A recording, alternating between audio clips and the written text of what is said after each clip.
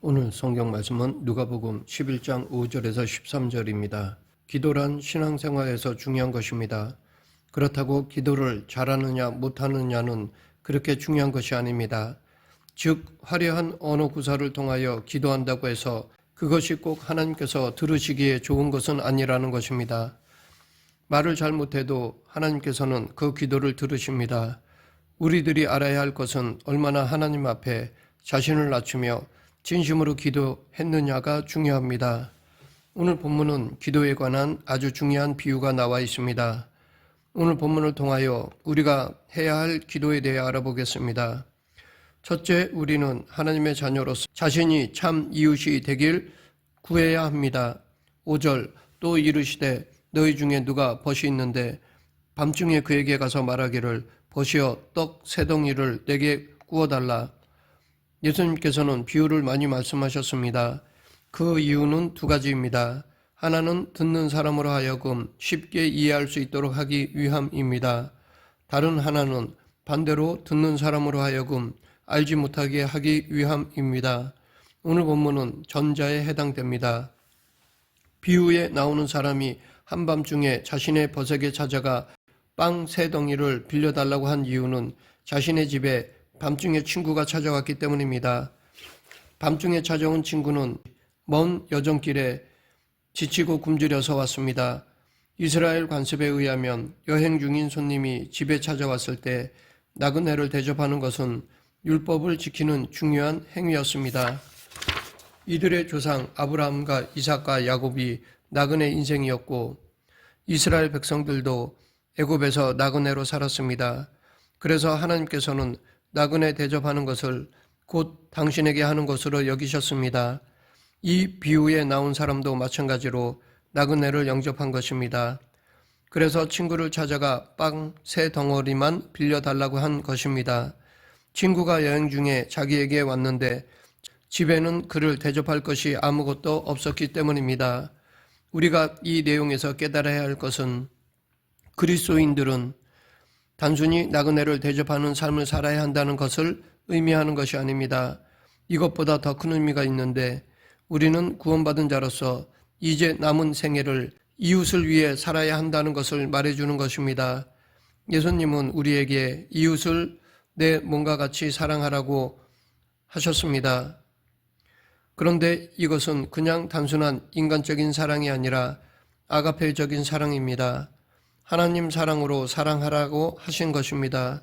이 아가페적인 사랑은 자신이 얼마나 하나님의 사랑을 받은 자인가를 깨닫는 데서부터 시작됩니다. 내 자신과 같이 라는 말은 내가 내 자신을 사랑하는 것과 같이 라는 말입니다. 이 말은 내가 하나님으로부터 얼마나 사랑받는 자인 것과 같이 라는 말입니다. 이렇게 내 자신이 하나님으로부터 얼마나 큰 사랑을 받았는가를 깨닫는 자만이 이웃을 진정으로 사랑할 수 있습니다. 이것을 가장 깊이 깨달은 사람이 바로 사도 바울이었습니다. 그래서 그는 이제는 내가 사는 것이 아니요 오직 내 안에 그리스도께서 사시는 것이라. 이제 내가 육체 가운데 사는 것은 나를 사랑하사 나를 위하여 자기 자신을 버리신 하나님의 아들을 믿는 믿음 안에서 사는 것이라고 고백하였던 것입니다. 이웃에 대한 두 가지 자세가 있습니다. 하나는 내가 다른 사람들에게 좋은 이웃이 되려는 것이고 다른 하나는 다른 사람들이 내게 좋은 이웃이 되어주기를 바라는 것입니다.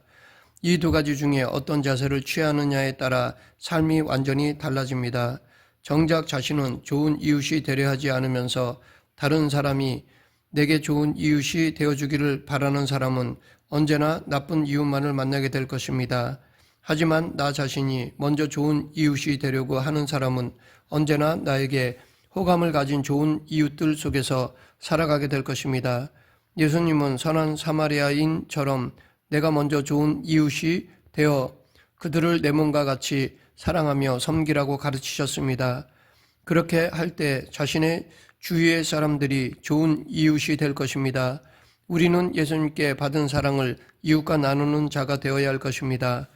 그렇지 못하다면 기도를 통해 선한 사마리아인처럼 되기를 간구해야 할 것입니다. 그리고 그렇게 살아가고자 해야 할 것입니다. 진정한 기도는 내가 하나님의 사람으로 살아가도록 구하는 것입니다. 즉 하나님 사랑, 이웃 사랑을 실천하는 사람이 되길 구하는 것입니다. 그리고 이 사랑을 삶에서 실천할 수 있도록 하나님의 도움을 구하는 것입니다. 둘째, 우리는 계속해서 기도해야 합니다. 포기하거나 멈춰서는 안 됩니다. 8절, 내가 너희에게 말하노니 비록 벗됨으로 인하여서는 일어나서 주지 아니할지라도 그 간청함을 인하여 일어나 그 요구대로 주리라.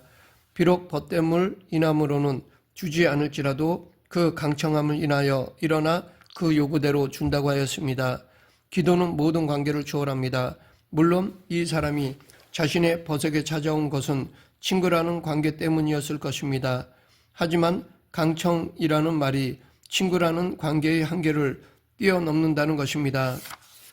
누가복음 18장에 보면 예수님께서 제자들에게 항상 기도하고 낙심하지 말아야 할 것을 억울한 일을 당한 과부의 비유로 말씀하셨습니다. 불쌍한 과부가 억울한 일을 당하여 불의한 재판관에게 호소를 하였습니다. 포기하지 않고 계속 호소하였습니다. 그러자 하나님을 두려워하지 아니하고 사람을 무시하는 재판관은 이 과부가 나를 번거롭게 하니 내가 그 원한을 풀어주리라. 그렇지 않으면 늘 와서 나를 괴롭게 하리라 하였느니라 라고 생각하였습니다. 예수님께서도 이 세상에서 육신으로 계실 때 늘 하나님께 기도를 하셨습니다. 중요한 일을 눈앞에 두시고는 산에 올라가셔서 밤새도록 기도하셨습니다. 또한 놀라운 기적을 일으키셨을 때 사람들을 피하여 기도하러 한적한 곳으로 가셨습니다. 겟세마네 동산에서는 동일한 기도를 3번씩 땀방울이 핏방울이 되시기까지 기도하셨습니다. 이런 예수님의 기도에 대해 히브리서 기자는 그는 육체에 계실 때에 자기를 죽음에서 능히 구원하실 이에게 심한 통곡과 눈물로 간구와 소원을 올렸고 그의 경외하심을 인하여 들으심을 얻었느니라 라고 하였습니다. 생각해 보면 예수님은 하나님의 아들이십니다. 예수님은 얼마든지 기도를 하지 않으셔도 하나님께서 다 들어주셨을 것입니다. 아니 직접 하셔도 될 것이었습니다. 그럼에도 예수님께서는 간절한 기도를 통하여 당신의 사명을 이루어 나가셨습니다. 예수님께서는 항상 기도하시면서 온전히 하나님을 의지하면서 살아가셨습니다. 이것이 바로 우리들이 왜 기도를 해야 하느냐에 대한 대답입니다. 우리들도 하나님의 자녀입니다. 예수님의 십자가의 공로로 값없이 하나님의 자녀가 되었습니다. 그럼에도 우리는 기도로 항상 하나님을 의지하면서 살아가야 합니다. 하나님의 뜻을 구하고 그 뜻을 이루기를 기도해야 합니다. 예수님처럼 철저히 하나님을 의존하며 우리의 사명을 감당해야 합니다. 이렇게 하기 위해서 우리는 기도하면서 포기하지 말아야 합니다. 포기하지 않는 기도는 변화를 가져옵니다. 기도하는 자로 하여금 하나님과 더 깊은 관계 속으로 들어가게 하고 인내하게 합니다. 또한 하나님께서 상황을 바꿔주시지 않으면 최소한 기도하는 자를 변화시킵니다. 즉 기도하는 자를 영적으로 더 성숙시키십니다. 그러하기에 우리는 끈질기게 기도해야 합니다. 단 자기 정욕을 이루기 위한 목적으로 하는 기도는 헛된 것입니다. 이런 기도에 응답하지 않는 것이 은혜입니다. 셋째, 우리는 항상 성령 충만을 구해야 합니다. 13절, 너희가 악할지라도 좋은 것을 자식에게 줄 알거든 하물며 너희 하늘 아버지께서 구하는 자에게 성령을 주시지 않겠느냐 하시니라. 하나님은 기도하는 자에게 가장 좋은 것을 주십니다. 이 세상에서 가장 좋은 것은 바로 성령님이십니다. 우리가 이 세상에서 구하는 여러 가지 기도 제목들이 있습니다. 그 기도 제목 중에는 가정을 위한 것도 있고 자녀들의 미래를 위한 기도도 있고 건강을 위한 기도도 있고 재물에 관한 기도도 있습니다. 그렇지만 이런 기도 제목들보다 가장 중요하고 최우선 되어져야 하는 기도 제목은 바로 성령 충만입니다. 왜냐하면 성령님이 함께 하실 때 우리는 세상의 모든 일이 하나님의 뜻 가운데 선을 이루시는 것을 알기 때문입니다. 즉 성령님이 이 우주 만물과 인간의 생사화복이 하나님의 섭리 안에서 이루어진다는 것을 우리로 하여금 알게 하시기 때문입니다. 우리는 성령님 없이는 온전한 신앙생활을 할 수 없습니다. 자칫 과거 바리새인들처럼 율법주의에 빠질 수 있습니다. 이 율법주의는 겉으로는 거룩해 보여도 구원을 이룰 수 없습니다. 이 율법주의에서 참 자유를 얻은 사도 바울은 이는 그리스도 예수 안에 있는 생명의 성령의 법이 죄와 사망의 법에서 너를 해방하였음이라 라고 하였습니다. 물론 율법은 우리에게 유익을 줍니다. 율법은 우리로 하여금 죄를 깨닫게 해줍니다. 그와 동시에 우리는 전적으로 타락하여 우리 스스로 구원을 얻을 수 없다는 것을 깨닫게 해줍니다. 하지만 율법적 행위로는 온전한 의인이 될 수 없습니다. 그러하기에 전적 타자에게만이 우리의 구원이 있다는 것을 알게 해줍니다. 그 전적 타자가 바로 예수 그리스도이십니다. 이 사실을 깨닫게 해주시는 분이 바로 성령님이십니다.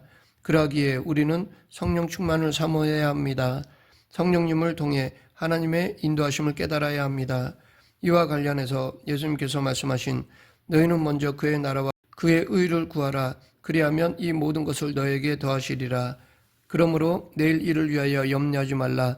내일 일은 내일이 염려할 것이요 한 날의 괴로움은 그날로 족하니라. 라는 말씀을 실천하기 위해서는 성령님의 도움이 필요합니다. 성령님은 우리로 하여금 우리가 하나님 나라, 하나님의 의를 구할 수 있는 마음을 주십니다. 그리고 나를 통해 이 땅에서 하나님의 통치를 받으며 살아가게 하십니다. 그렇게 하나님이 나를 이끌어갈 때 우리는 이 세상의 염려로부터 자유할 수 있습니다. 세상 염려에 매몰되지 않을 수 있습니다. 그러하기에 우리는 성령님 없이는 기도는 물론 온전한 신앙생활을 할 수 없습니다. 우리가 항상 구할 것은 성령 충만입니다. 말씀을 맺겠습니다. 우리는 하나님의 자녀로서 참 이웃이 되길 기도해야 합니다. 또한 예수 그리스도로 말미암아 하나님의 자녀가 되었지만 우리는 계속해서 기도해야 합니다. 그리고 우선순위로 항상 성령 충만을 간구해야 합니다. 왜냐하면 성령님이 우리로 하여금 온전한 하나님의 자녀로 살아가게 해주시기 때문입니다. 우리 모두 이 기도를 통해 온전한 하나님의 자녀가 되길 간절히 축원합니다. 기도하겠습니다. 사랑과 은혜가 풍성하신 하나님 아버지, 내 중심이 아닌 하나님 뜻에 합당한 기도를 드리는 저희 모두가 되게 하여 주시옵소서. 예수님 이름으로 기도드립니다. 아멘.